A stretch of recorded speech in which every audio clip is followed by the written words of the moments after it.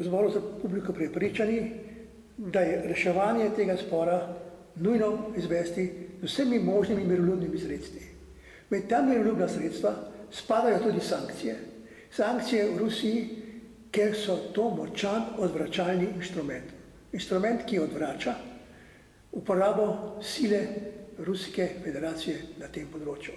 Druga stališče je, da je Ukrajina upravičena do demokratizacije, da je upravičena tudi, da ima perspektivo vstopa v Evropsko unijo. Poleg tega pa tudi vsaka samoodločba neke manjšine mora potekati v okviru spoštovanja človekovih pravic, demokratičnih volitev, vseh demokratičnih standardov, ki jih zahteva sodobna združena Evropa. Neka samoodločba neke manjšine ne more potekati pod bajoneti ali pod v senci tankov, še posebno, če vemo, da se trenutno v zasedenem delu Ukrajine kršijo človekove pravice, da se zastrašuje tako ruska manjšina kot ukrajinski večinski narod in da prihaja do pobojev in tudi do mučenj. Da je prišlo do eskalacije vojaške sile, dokazuje poročilo o pokopu čez 80 ruskih vojakov pa do neke padalske divizije v Pskovu.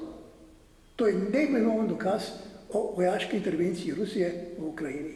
Zato zahtevamo mi v Zboru za republiko, da Rusija umakne svoje vojaške in paravojaške sile iz Ukrajine in da naj se raje posveti reševanju humanitarnega položaja v Ukrajini, pa tudi na Krimu.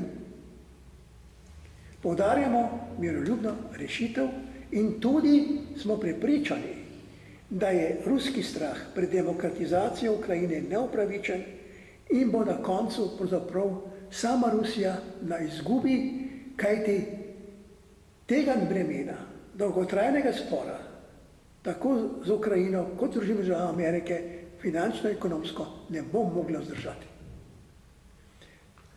Pridružujem se vsem tem tudi, kar je gospod Hojs povedal, da naj slovenska politika vztraja na svoji evropski politiki in na transatlantskem zavezništvu, ki v bistvu stremi, da se ta spor reši na miroljuben način, ne pa z uporabo vojaške sile.